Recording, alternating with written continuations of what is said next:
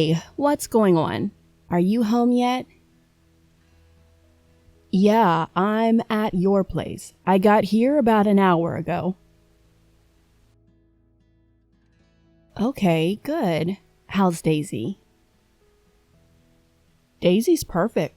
I sent the babysitter home. Daisy and I are hanging out. She's making me watch this cartoon with a mermaid named Lily.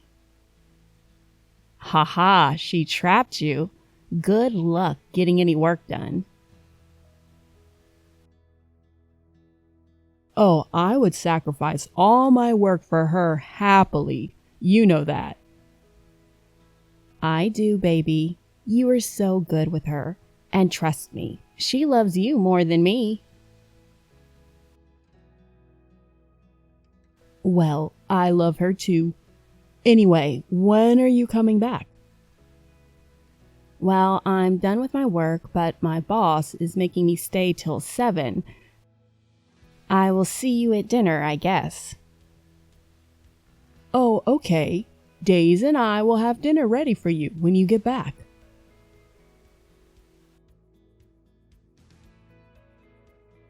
That's so sweet of you. Don't let Daisy near the stove or knives. She is a sneaky one, so keep an eye on her.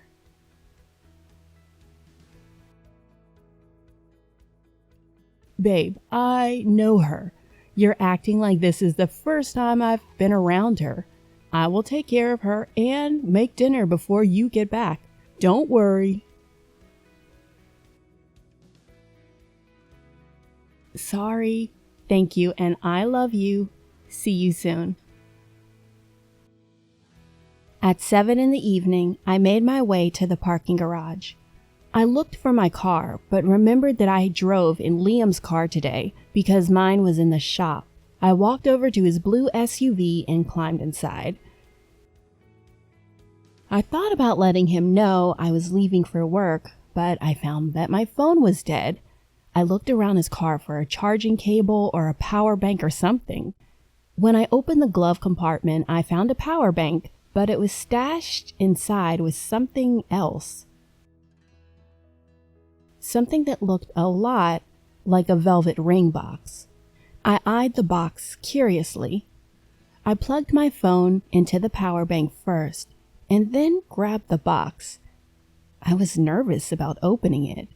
What if it was an engagement ring? Liam wouldn't do that, would he? I mean, he knows how I feel about it. Curiosity got the best of me, and I opened the box in one swift motion. A huge diamond ring stared back at me. Before I knew it, I was picking up my phone and texting Liam. Liam, why the hell do you have an engagement ring in your car? Why are you snooping through my car? That doesn't answer my question. Why do you have it? Because I wanted to give it to you, and you ruined the surprise. The surprise? Are you hearing yourself? Why would you think I wanted an engagement ring from you, huh? Because you love me and I love you, and we have been together for 3 years. I think engagement is not such a crazy thought after 3 years of dating someone.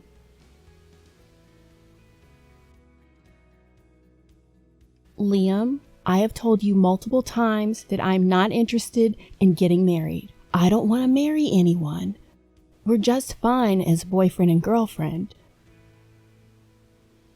Yeah, you were not ready like 2 years ago, but we've been together long enough to get married. Daisy loves me, and I don't want to be your boyfriend anymore. I want to be your husband. Liam, listen to me. I don't want to be anyone's wife, and you knew that since the beginning of our relationship. You agreed to my conditions. You were okay with not being married. You can't drop this bombshell on me now. Daisy is 5 years old. She doesn't need a stepfather right now. Are you kidding right now? 3 years mean nothing to you? I understood that you didn't want to get married back then, but I thought I could change your mind. I can't be your boyfriend all our life. I want a family. I want to have a family with you and Daisy. And I'm already Daisy's stepfather, even if you marry me or not. I am the only father she knows. Don't use her as an excuse to mask your own insecurities. My insecurities? I'm looking out for my daughter. How do you think she will feel if we break up? You are already such a big part of her life, and if we get married, you are going to live with us. If we break up after that, she'll be devastated. I can't put her through all this. She's too young. Daisy will be fine with me living with you guys. She always cries when I leave and go to my place. And even if we break up, I will always look out for her. You know that. Baby, I know you got hurt in your previous relationship, but I'm not like him. I love you. I want to marry you. I know you are not like him. I know that. But it doesn't change the fact that I still don't want to get married. Our life is going great anyway. Why do you want to complicate it with this ring? You think that ring is a complication? It is a token of my love. I want our relationship to move forward.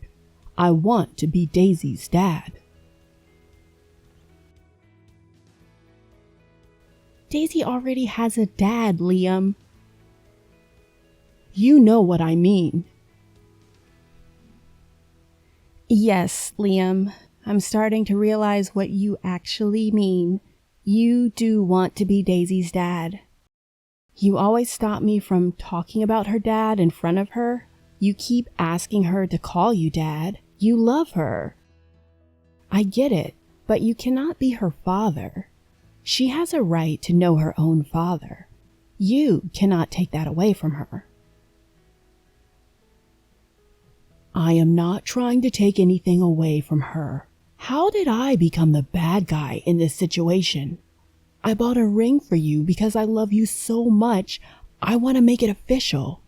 I love your daughter as my own. I want to take care of the both of you, and somehow I come out as a villain? You're not listening to me. I will not change my mind about it. I want the best for Daisy, and right now you cannot ask me to marry you and expect a yes from me. Just come home, baby, please. We can talk about it later. Don't panic. Just drive safely and get back to me. Yeah, okay. I will see you in a little bit.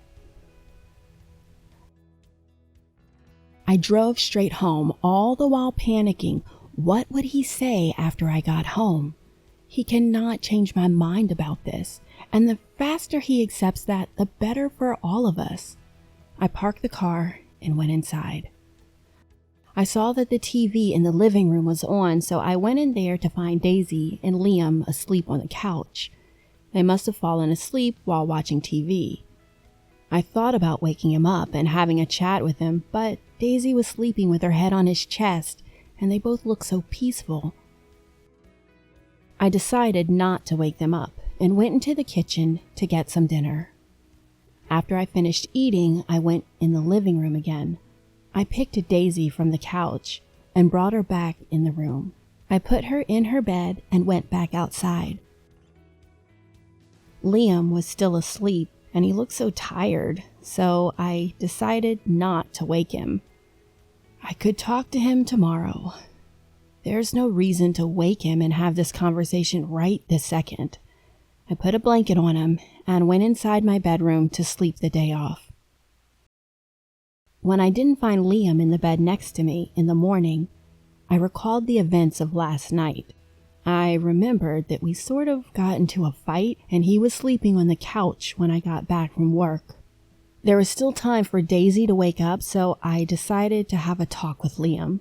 When I reached the living room couch, it was empty and Liam was gone. I went to check my phone to see if there's any messages from him. I found a text. "Hey, sorry I fell asleep last night when you got back. I have an early day today, so I'm leaving for work. I will be back in the evening. We can talk then. Love you." "Hey, you should have woke me before leaving. I really wanted to talk to you about this." "It can wait a few hours." "I'm not going anywhere. We can talk after work." "I don't think I can wait that long. It's been bugging me since yesterday. You should have woke me up. I just feel like you're trying to delay this whole conversation." "I'm not trying to delay anything. Okay, you want to talk? Talk. Tell me why you don't want to marry me after 3 years. Was this whole thing a joke to you? Huh? Was I a joke to you? I gave you 3 years of my life and this is how you're treating me. You are ruining our relationship because you're too afraid to move forward and commit." "Don't give me this bull, Liam. You know I love you, but you also know how I feel about marriage, and you're trying to make this a family is not going to change my mind. We were clear since the beginning that we're not going to get married. This relationship was not a joke to me. I gave my everything to this relationship. You are the one not respecting my wishes and making a joke out of me." "Was? Did you seriously just use past tense while talking about our relationship? Is this what I get? After everything? After 3 years? After getting so close to Daisy, you're doing this to me?" "It's a non-negotiable for me. I can't get married to you. And from what I can see, you really want to get married. I can't give you that, but I don't want to take away your choice. I don't want you to agree with me because I know you're going to resent me for it. I'm setting you free. I hope you find someone who's looking for the same things as you. I'm sorry, but it's not me." "Emma, you can't break up with me. Think about Daisy. She will be devastated. You can't do that to her, and you can't take her away from me." "She is not your daughter, Liam, and she is 5. She will get over it. I don't want to string you along when we both know we want different things. You can get your stuff from my house later tonight. Goodbye." I was on the verge of crying, but pushed through for my daughter. I got her ready for school and got ready for work myself, all while feeling empty inside. I dropped Daisy off and went to work. I called her babysitter to pick her up after school. I didn't hear anything from Liam all day. I was so hurt I could barely get any work done. After work, I gathered up some courage to drive back home.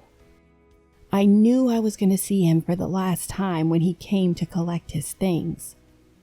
I was preparing myself for that moment when I climbed out of my car and walked inside to find my house empty. I was taken aback because a babysitter never takes Daisy out after 5 in the evening. It was 7:30, so quickly I made a call to her babysitter. I nearly lost my balance when she told me that Daisy was not with her. I asked her where she was, and she told me that Liam picked her up from school and had her all day. She didn't tell me because she thought I already knew.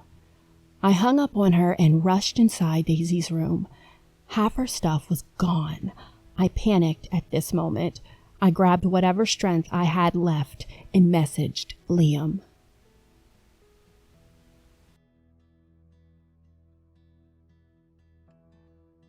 Hey, Liam, I heard Daisy is with you. Can you please bring her back to the house? She's not coming back, Em. She's going to live with me. I told you, you can't take her away from me. I love her. She's like my own daughter. Liam, where are you? Please just tell me where you are and I won't take her away from you, I promise. I can't risk telling you. You already said that she loved me more than you, remember? She can live with me happily. I have all her clothes and we're going to live together away from you. Liam, she is not your daughter, and what you have done is kidnapping. Please tell me where you are. I didn't kidnap her, and stop saying she is not my daughter.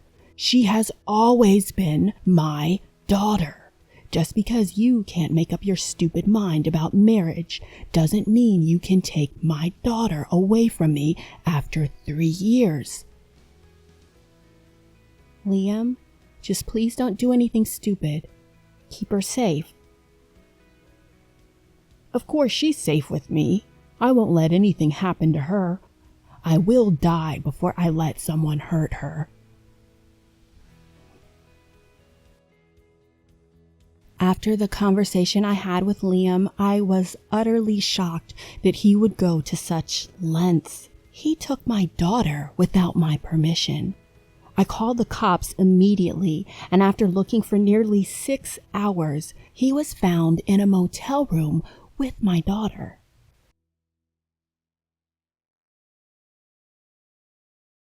He told the cops that he was leaving the state with Daisy, but they needed a place to stay overnight, so they checked into a motel. He was hysterical when Daisy was given back to me. He was yelling that she was his daughter and I was the one keeping him away from her. He was arrested for kidnapping my kid and was locked up. I couldn't believe he was the same man I'd spent the last 3 years of my life with. I could finally take a calming breath after this nightmare was over.